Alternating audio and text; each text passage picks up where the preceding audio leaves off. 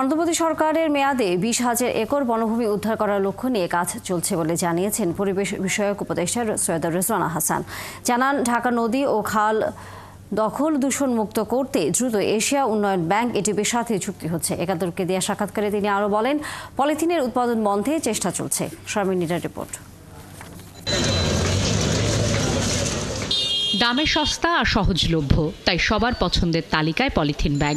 যদিও পরিবেশ ও জনস্বাস্থ্যের ক্ষতি বিবেচনায় 2002 সালে আইন করে পলিথিনের উৎপাদন, ব্যবহার, বিপণন ও বাজারজাতকরণের উপর নিষেধাজ্ঞা জারি করেছিল তৎকালীন সরকার, কিন্তু সেই আইন থেকে গেছে কাগজে কলমে। সরকারের পক্ষ থেকে মাঝে মাঝে অভিযান হয়েছে, কিন্তু তাতে ঠেকানো যায়নি এর ব্যবহার বেড়ে যাওয়ার মাত্রা। অন্তর্বর্তী সরকার দায়িত্ব নেবার পর পলিথিন ব্যাগের ব্যবহারে লাগাম টানতে আবার শুরু হয় তোড়জোড়। বন্ধ হয়েছে সুপার শপে এর ব্যবহার। হয়তো কেন বললেন ঠিক বুঝলাম না, ওটা কিন্তু বন্ধ হয়েছে। লেট আস অ্যাপ্রিশিয়েট, ওইটুকুন তো হয়েছে, ওইটুকুনও কিন্তু এর আগে করা যাচ্ছিল না। তারপরে আমরা পলিথিন উৎপাদনের জায়গাগুলোতে এখন আমরা নিয়ন্ত্রণ আনার কাজটা করব।